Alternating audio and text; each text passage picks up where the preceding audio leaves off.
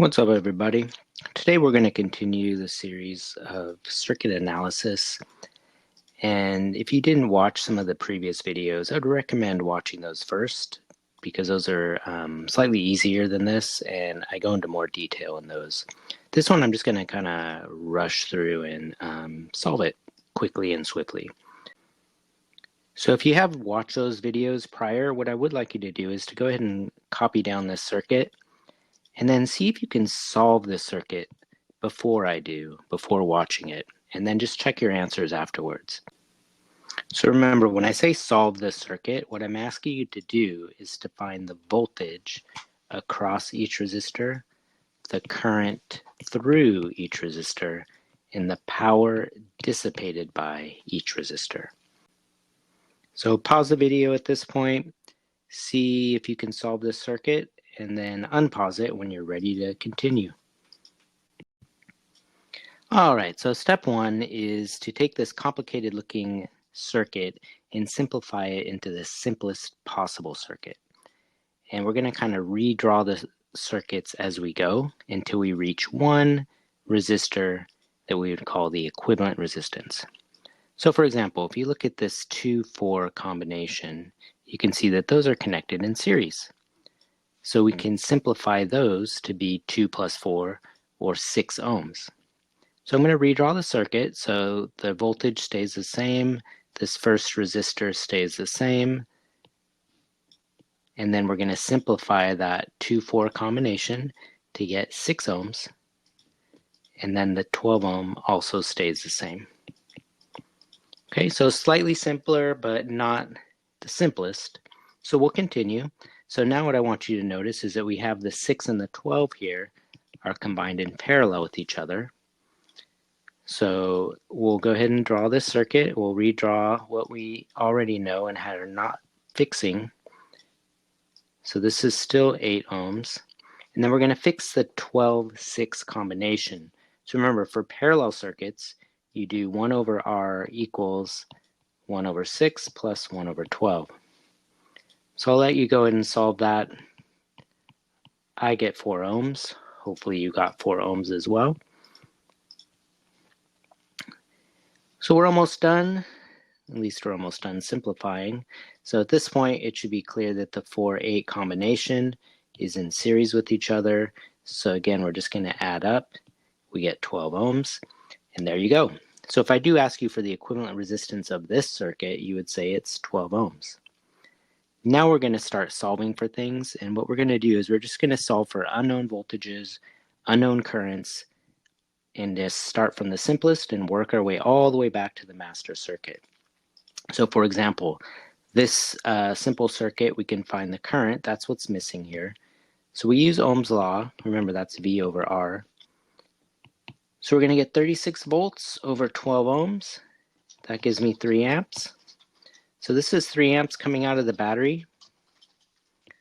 3 amps coming out of the battery. So we're just going to continue working our way backwards. So we just found that there was 3 amps coming out of the battery here.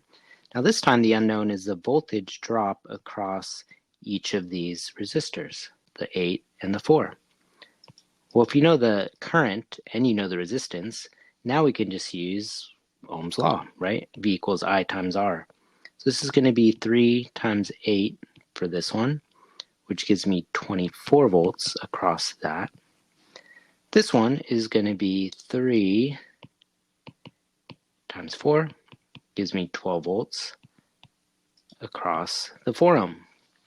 Now again, you can do some little mini checks as you go. I would recommend this just to check your answers.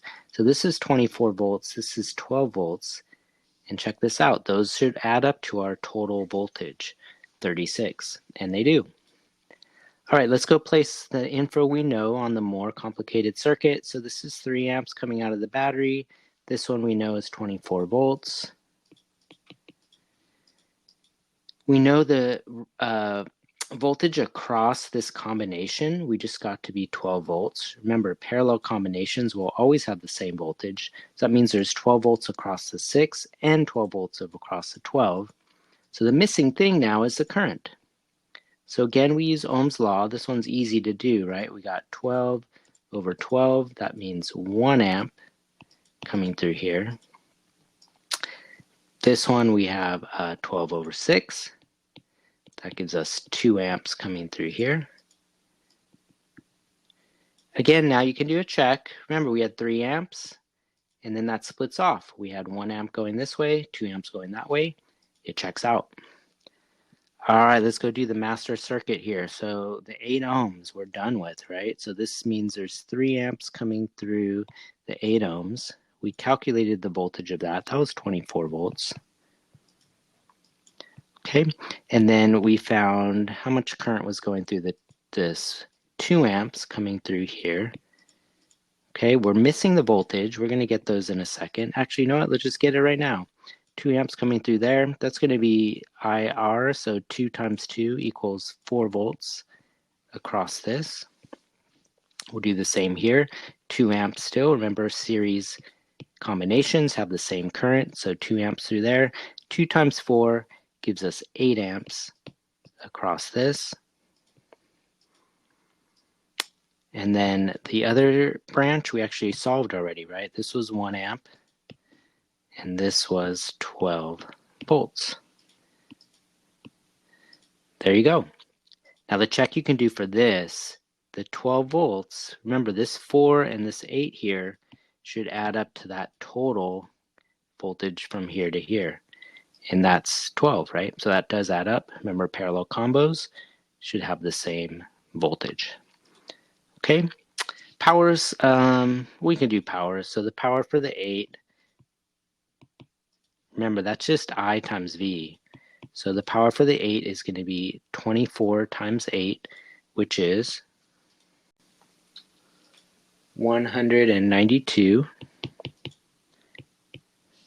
The power for the 2 ohm resistor is just 4 times 2, which is 8 watts. The power for the 4 is just 8 times 2, which is 16 watts. And the power for the 12 is 12 times 12, 144 watts. All right, so hopefully you got the same answer that I did. I'm going to finish up with just a little concept kind of question. Not a concept question, but let's just talk about something. And that is, let's compare the powers of these and just kind of conceptualize why the results are as they are. So for example, which of these is the brightest? If you look at this circuit and you say, oh, which of these, let's imagine these are light bulbs. Which light bulb is the brightest? Well, I want you to notice that it is not dependent on the actual resistances. Actually, let me rephrase that. It's somewhat dependent on the resistances, but it's more dependent on the location of the resistances. So for example, the brightest one was the 8 ohm. So we're going to rank these. Brightest was the 8 ohm. Well, why was that the brightest? Well, if you noticed, it got all the current, okay, and therefore like the most current. Whereas for the other 3, the current split off, right? So there was 3 amps total, and then 2 amps split into the blue branch and 1 amp into the green branch. So they ultimately received less current, and thus they were going to be dimmer. Now let's compare the 2, 4, and 12. Well, check out the 2 and the 4. The 2 and the 4, even though they get more current, if you notice, they kind of have to split the voltage. So this one gets 4 volts, this one gets 8 volts. Whereas the 12 ohm gets the full voltage here, or I should say more voltage, right? So the next brightest one was the 12 ohm, and that's because the other 2, maybe it's better to think, why is 2 and 4 dimmer? Well, they get less voltage. They have to split the voltage between them. Whereas the 12 ohm gets like more voltage here. So now let's compare the 4 too, because they get the same current. But notice that the 4 ohms next. And that's because in like a series circuit, like the distribution of voltage is going to be more it's going to like take away more voltage compared to the 2 ohm, which is going to have less. So that's the sequence 8, 12, 4, 2. In the future, I'd like you to be able to reach the point where you can just look at a circuit and be able to predict which bulb is going to be the brightest, which is going to be the dimmest, etc. All right, hope that was helpful. Please let me know if you have any questions, and I'll see you in the next one.